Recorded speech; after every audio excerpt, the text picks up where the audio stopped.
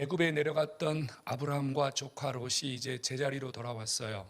흉년 때문에 잠시 피했던 자리가 다시 채워졌습니다. 가나안 땅으로 돌아온 아브라함과 조카 롯은 하나님의 많은 복을 받았습니다. 얼마나 많은 복을 받았는지 그 복으로 인해서 둘이 갈등이 생겼고 싸움이 일어났어요. 결국은 아브라함과 조카 롯은 헤어질 수밖에 없는 그런 상황에 처했습니다.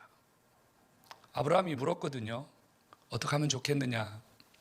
네가 좌하면 내가 우하고 네가 우하면 내가 좌하겠다. 조카 롯이 소돔과 고모라 땅을 바라보면서 나는 저곳으로 가겠습니다. 뒤를 돌아보지 않고 그냥 떠나버렸습니다. 조카 롯이 떠난 이후에 하나님께서 아브라함을 찾아오셨어요.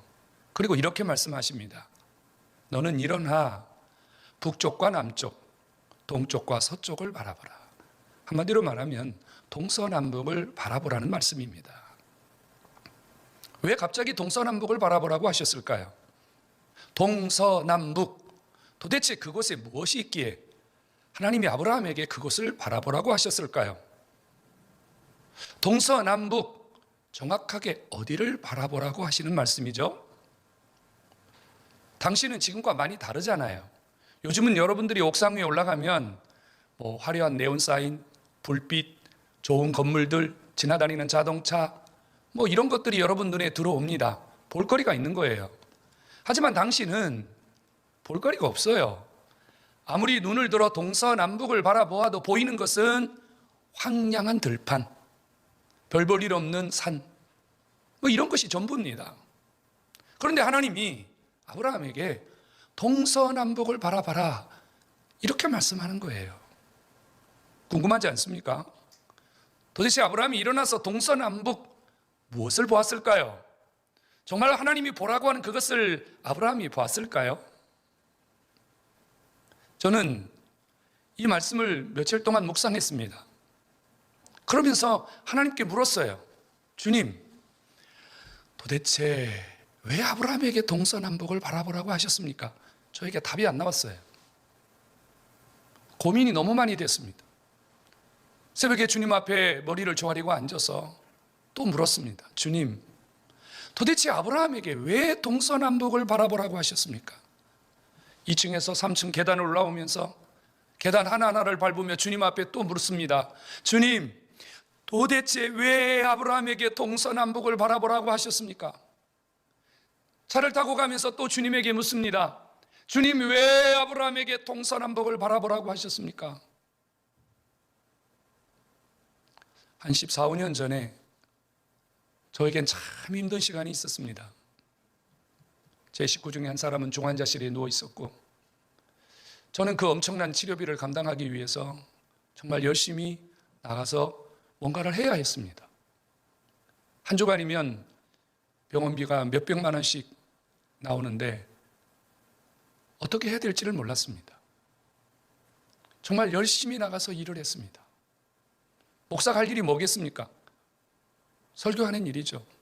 새벽에는 이쪽 교회 가서 부흥회 하고 저녁에는 저쪽 교회 가서 부흥회를 하고 한 2, 3년 동안은 하루도 쉬지 못한 채 낮에는 학교 가서 수업을 하고 정말 숙소에 가서 잘 시간이 없기 때문에 저녁에 한 교회에서 부흥회를 마치면 10시 반, 11시 다 되었습니다. 그럼 한 교회 가서 새벽에 부흥회를 또 해야 됩니다. 숙소에 가기에는 시간도 짧고 돈도 아깝고 자동차에 앉아서 히터를 켜놓고 잠을 잡고 이런 시간이 저에게 있었습니다. 너무 고단하고 너무 지치고 너무 힘든 시간이었습니다. 앞이 보이지 않았습니다. 도대체 어떻게 해야 될지 너무도 막막한 시간이었습니다. 그러던 중 어느 날 저를 잘 아는 집사님 한 분이 전화를 하셨어요. 목사님, 저 좀 만나시죠. 그래서 저 안양 범계역 옆에 있는 백화점 앞에서 그분을 만났습니다. 그랬더니 그분이 제 손을 끌고 백화점 안으로 들어갔는데 남성복이 있는 매장으로 갔습니다. 가서 이분이 저에게 대뜸 이런 말씀을 하는 거예요. 목사님, 여기 있는 것 중에 원하시는 거 있으면 무조건 고르세요. 목사님 마음에 드는 거 있으면 뭐든지 고르세요. 제가 다 사드리겠습니다. 영문도 모른 채 저는 갑자기 너무 황당했습니다. 그래서 그분의 손에 이끌려서 매장을 몇 바퀴 돌았는데 뭐 아무 준비도 안 하고 뭘 해야 될지 너무 당황스러운 제 모습 상상이 되십니까? 그러니까 집사님이 저를 데리고 어떤 매장에 들어갔습니다. 저는 생전 처음 그렇게 그 좋은 옷이 있는 매장에 처음 들어갔습니다. 소위 말하는 명품 매장입니다. 옷 한 번에 몇백만 원 하더라고요. 도저히 저는 뭐 엄두를 낼 수 없는 그런 상황인데 이 집사님이 이러는 거예요. 그 매장 주인에게 여기에서 제일 비싸고 좋은 옷을 목사님에게 입혀주세요.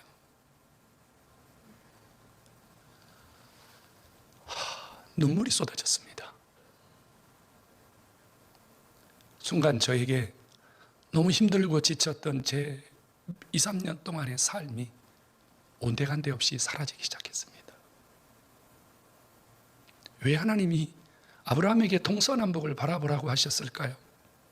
주님이 아브라함에게 동서남북을 바라보라고 한 그때는 조카 롯이 아브라함을 떠난 후였습니다. 조카 롯이 떠난 후에 아브라함은 상심했습니다. 낙심했습니다. 너무 마음이 허전했습니다. 자식처럼 의지했던 조카 롯이 이렇게 자기를 떠날 줄은 꿈에도 몰랐습니다. 느닷없이 떠나버린 조카 롯을 생각하면 할수록 아브라함의 마음속에는 더 많은 허전함이 느껴왔습니다. 이때 주님이 아브라함을 찾아오셔서 너 좀 일어나 봐라. 그리고 동서남북을 바라봐라.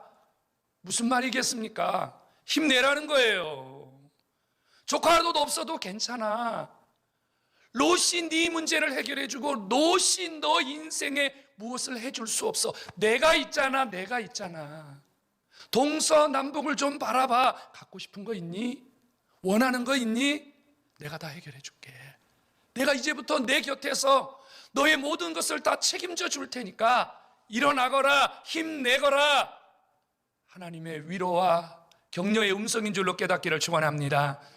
지쳐있는 아브라함, 낙심한 아브라함에게 하나님이 그를 일으켜 세우기 위하여 동서남북을 바라보라는 위로의 음성을 주신 것입니다. 지금 너 있는 곳에서 동서남북을 바라봐라. 너 있는 곳에서 동서남북을 바라봐라. 너 있는 곳이 어디입니까? 아브라함과 롯이 다툼이 일어난 이후에 헤어지자 이제는 우리가 좀 갈라서야 되겠다. 이런 상황이 벌어졌을 때 아브라함이 그랬거든요. 네가 좌하면 내가 우하고 네가 우하면 내가 좌할 거에 그랬는데 이 조카 롯이요, 이렇게 사방을 돌아보니까 물된 동산 같고 기름진 땅이 눈에 들어왔습니다. 소알 지역에 있는 소돔과 고모라였습니다. 삼촌에게 어떤 말도 하지 않고 나 저 좋은 땅으로 가겠습니다 하고 가버렸어요. 그리고 지금 아브라함은 어디에 있냐면요, 황무지 같은 땅에 있는 거예요. 소위 말하면 별 볼 일 없는 땅, 아무런 소망이 없는 땅, 이 땅에서 도대체 뭘 해야 될지 모르는 그런 곳에 서 있는 거예요. 사람들이 뭐라고 했겠어요? 아니 도대체 저 조카 롯이 저럴 수 있을까? 어떻게 나이 많은 삼촌을 그냥 버려두고 자기 혼자 살겠다고 욕심부리면서 좋은 땅으로 갔을까? 아브라함을 향해서 이렇게 말하지 않았을까요? 아유 어떡해요, 혼자서 앞으로 어떻게 살 거예요? 처음에는 몰랐지만 아브라함 속에 섭섭한 마음이 슬슬 올라오기 시작할 때, 그리고 자기가 밟고 있는 그 땅을 바라보았을 때, 그러네, 정말로 내가 이곳에서 뭘 할 수 있을까? 이러한 좌절이 찾아오기 시작할 때 하나님께서 아브라함에게 이렇게 말씀하셨어요. 너 있는 곳에서 동서남북을 바라봐라.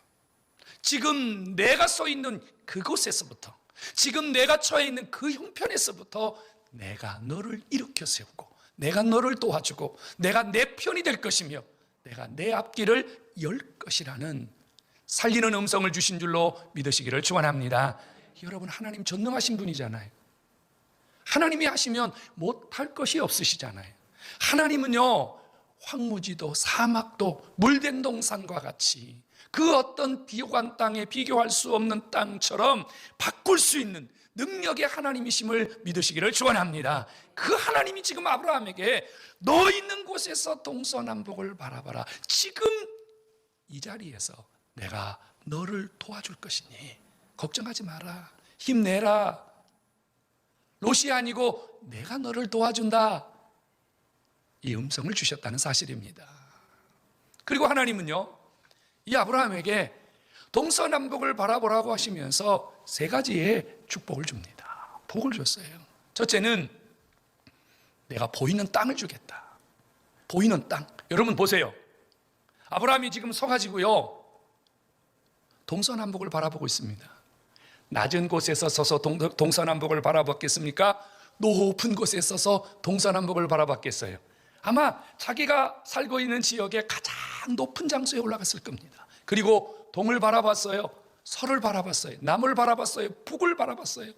정말로 눈에 보이지 않을 만큼의 아주 넓다란 평야가 자기의 눈에 들어왔습니다. 그때 주님이 하시는 말씀이 내 눈에 보이는 이것 다 주겠다는 거예요. 땅이 뭐예요, 여러분? 당시의 땅은 돈입니다. 하나님이 아브라함에게 뭘 약속했다고요? 물질 주시겠다고요. 지금도 아브라함은 부자입니다. 지금도 아브라함은 소유가 너무 많습니다. 하지만 하나님이 이 아브라함을 일으켜 세우시고 하나님이 이 아브라함에게 앞으로 더 많은 복을 주어서 롯이 아니라 하나님이 계셔야 된다는, 하나님이 함께 하시면 된다는 소망으로 살게 하시겠다는 음성이라 그 말입니다. 동서남북의 복, 어떤 복입니까? 세상에 감당할 수 없는 복, 세상은 상상할 수 없는 복, 그 복을 하나님이 지금 아브라함에게 주시겠다고 하셨다 그 말입니다. 성도 여러분, 하나님은 복의 하나님이신 줄로 믿으시기를 축원합니다. 하나님이 복을 주시면 막을 자가 없고요, 하나님이 주시는 복은요, 세상의 그 어떤 것과도 비교할 수 없는 든든하고 안전하고 그 복이 우리에게 진짜 복이 되는 줄로 믿으시기를 축원합니다. 그 다음에 또 하나는요, 하나님이 아브라함에게 자손을 주겠다고 약속합니다. 내 자손에게 이 모든 땅을 같이 주겠다는 거예요. 사실 아브라함에게는요, 자손을 주겠다는 주님의 음성이 귀가 번쩍 뜨이는 말씀이에요. 지금 아브라함은 자식이 없거든요. 그래서 지금 이 조카 롯에 대한 끈을 놓지 못하는 거예요.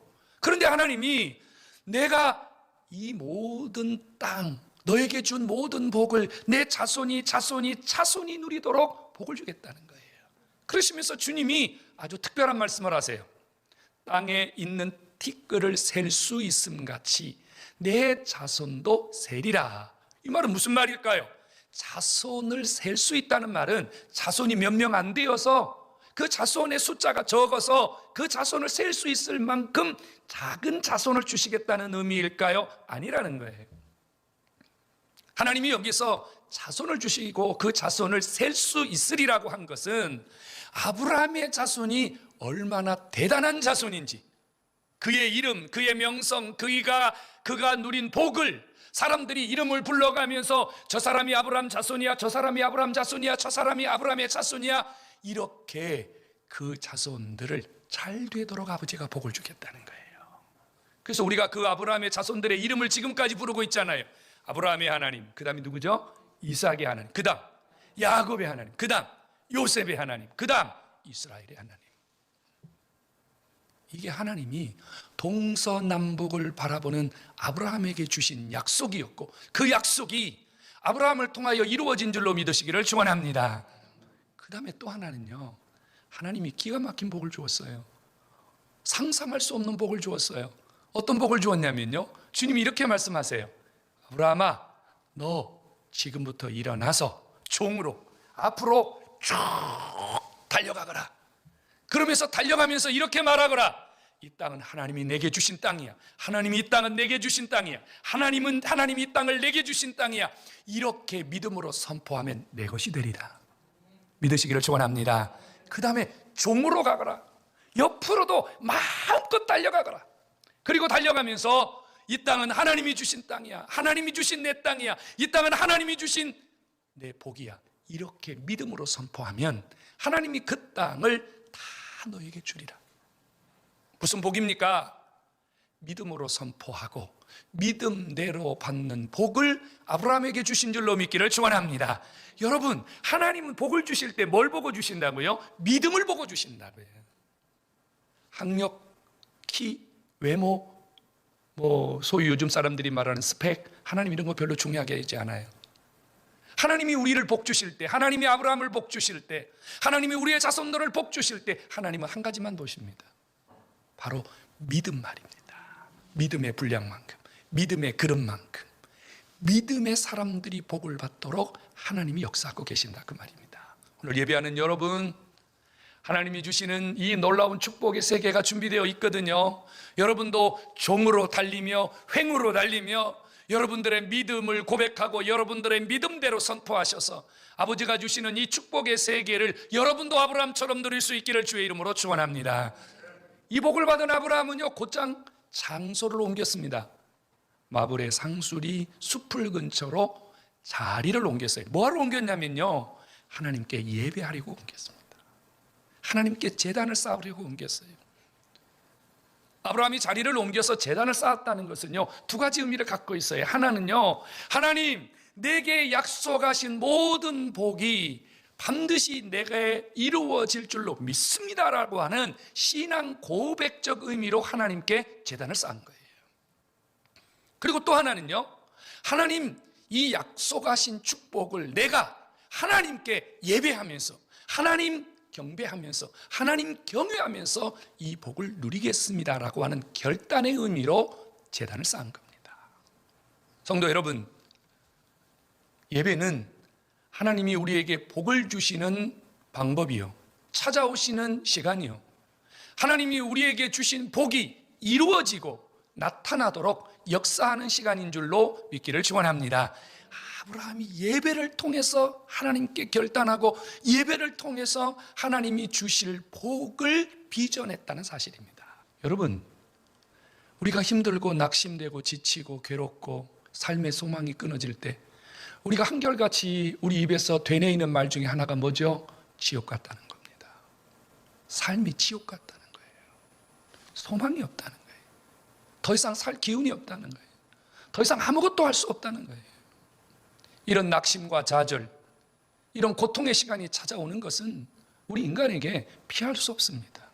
믿음의 사람들에게는 이런 좌절이나 낙심이 찾아오지 않습니까? 아니에요. 믿음의 사람들도 낙심합니다. 믿음의 사람도 좌절합니다. 여러분, 아브라함 믿음의 사람이에요. 아브라함 하나님이 인정하는 믿음의 사람이에요.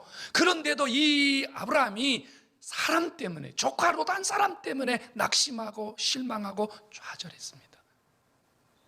어떤 경로 때문에 우리가 좌절하느냐, 그것만 다를 뿐이지 우리는 많이 좌절하면서 삽니다. 자식 때문에 좌절, 돈 때문에 좌절, 남편 때문에 좌절, 부인 때문에 좌절, 동료 때문에 좌절, 자기의 한계 때문에 좌절, 우리는 좌절하고 삽니다. 문제는 이런 좌절이, 낙심이 우리의 삶을 완전히 무너뜨린다는 겁니다. 사람들이 돈이 없어서 자살합니까? 그런 경우는 매우 드뭅니다. 사람들이 먹지 못해서 자살합니까? 그런 경우는 매우 드뭅니다. 사람이 자살할 때는요, 의욕이 없기 때문에, 소망이 없기 때문에, 비전이 없기 때문에 자살하는 겁니다. 종교개혁을 일으켰던 루터를 모르는 사람은 아무도 없을 겁니다. 어느 날 루터가 서재에 앉아 있는데 그의 부인이 서재의 문을 두드렸습니다. 그리고 그 문을 열고 들어온 부인은 상복을 입고 있었습니다. 우리는 하얀 상복을 입지만 그분들은 검정 상복을 입잖아요. 그리고 이 장례식장에 갈 때는 모자도 쓰고, 여자분들은 앞에 이렇게 검은 망토를 내려서 상대방에 대한 예의를 표합니다. 부인이 아주 단정하게 상복을 입고 들어올 때 루터가 깜짝 놀랐습니다. 누가 상을 당했습니까? 이래 물었더니 루터의 부인이 하는 말이, 하나님이 돌아가셨습니다. 지금 하나님이 죽었습니다. 루터는 보라고 화를 냈어요. 도대체 무슨 말을 하는 겁니까? 어떻게 하나님이 죽었습니까? 그때 루터 부인이 루터를 향해서 이렇게 말했습니다. 그런데 왜 당신은 지금 낙심하고 있습니까? 그런데 당신은 왜 좌절하고 있습니까? 그때 루터는 종교개혁에 대한 어려움으로 인해서 깊은 좌절과 깊은 낙심에 빠져 있을 때였습니다. 성도 여러분, 우리에게 찾아오는 이런 좌절, 낙심, 실망, 상심, 우리 힘으로 극복하기 매우 어렵습니다. 그래서 오늘 주님이 우리에게 말씀하고 계세요. 동서남북을 바라보라고요. 그 말은 하나님이 계시니, 나를 향하여 준비된 세계를 준비하고 계신 하나님, 그분이 계시니 그분을 붙들고 일어서라, 그분을 붙들고 힘내라, 그분을 붙들고 소망을 가져라. 오늘 우리에게 주시는 음성인 줄로 믿기를 축원합니다. 성도 여러분, 우리의 삶을 응원하시고 우리의 삶을 일으켜 주시는 아버지가 계신 줄을 믿으시기 바랍니다. 아버지 말이에요, 아버지. 그분은 우리를 위해서 아끼시는 게 없어요. 하나님 아버지, 그분은요, 우리를 위해서 아끼시는 게 없어요. 그분은 우리를 위해서 당신의 아들도 내어주었어요. 그것도 십자가에 아주 처참하게 내어주었어요. 아들까지 내어주신 우리 아버지께서 여러분들에게 돈 많이 주시겠습니까? 아들을 내어주신 아버지가 여러분들의 직장을, 여러분들의 자식을, 여러분들의 삶을, 여러분들의 아픔과 여러분들의 고통을 그냥 모른 척 하겠냐, 그 말입니다. 아버지가 나를 아세요.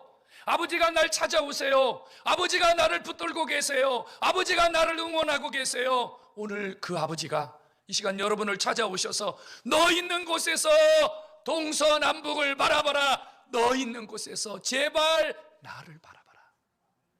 그리하면 네가 원하는 대로 내가 다 해줄게. 이 음성으로 힘내시기를 주의 이름으로 축원합니다. 위로받으시기를 주의 이름으로 축원합니다. 여러분 속에 있는 모든 좌절, 아픔, 실망, 낙심, 오늘 이 시간 다 몰아내고 일어서서 가시기를 주의 이름으로 축원합니다. 여러분, 아브라함이 복을 받아야 그의 자손들이 복을 받아요. 하나님이 오늘 여러분들에게 동서남북을 바라보라고 하시는 이유는요, 바로 여러분들이 복을 받아야 여러분들을 통해서 여러분 숨겨진 자손들이 복을 받을 수 있기 때문이에요. 너와 내 자손이라 그랬잖아요. 내가 복 받지 않으면 힘들어요. 오늘 주님 앞에 나오신 여러분, 하나님은 오늘 여러분들이 동서남북을 바라보고 일어나서 하나님의 그 놀라운 준비된 복을 받는 주인공이 되기를 원하세요. 왜 그러냐면 여러분들이 복을 받아야 지금 눈에 보이는 여러분들의 자손뿐 아니라 눈에 보이지 않는 여러분들의 자손들, 육적인 자손들, 영적인 자손들이 여러분들을 통해서 복을 받아야 되기 때문에 하나님이 여러분들을 복 주시기를 원하시는 줄로 믿기를 축원합니다. 복 받아야 됩니다. 일어나셔야 돼요. 힘을 내셔야 돼요. 두 주먹을 불끈 쥐셔야 돼요. 아, 내가 복의 사람이 되어야 되겠구나. 하나님 앞에 결단하셔야 돼요. 하나님의 복은 어떻게 옵니까? 하나님의 복은 어떻게 옵니까? 그것을 깨달은 아브라함은요, 마블의 상수리 숲을 근처로 가서 얼른 제단을 쌓았습니다. 복을 받기 위해서, 복을 지키기 위해서 제단을 쌓았습니다. 복은 어떻게 옵니까? 예배를 통해서 옵니다. 하나님은 예배를 통해서 우리에게 하신 약속의 복을 내려주시는 줄로 믿으시기를 축원합니다. 예배가 무너지면 다 무너지는 거예요. 많은 성도들이 복 받기를 원해요. 문제가 해결되기를 원해요. 자신들의 삶 속에 깜짝 놀랄 만한 하나님의 은혜가 나타나기를 원해요. 하지만 그 복이 예배를 통해서 온다는 사실을 잘 알지 못해요. 그래서 소원이 크고 기대는 큰데 그만큼 주님 앞에 예배하는 일은 집중하지 않습니다. 여러분 기억하십시오. 하나님은 우리에게 동서남북을 바라볼 때 준비된 그 축복을 예배를 통해서, 예배 시간에, 예배를 통해서 여러분들에게 쏟아 부어주시는 줄로 믿으시기를 축원합니다.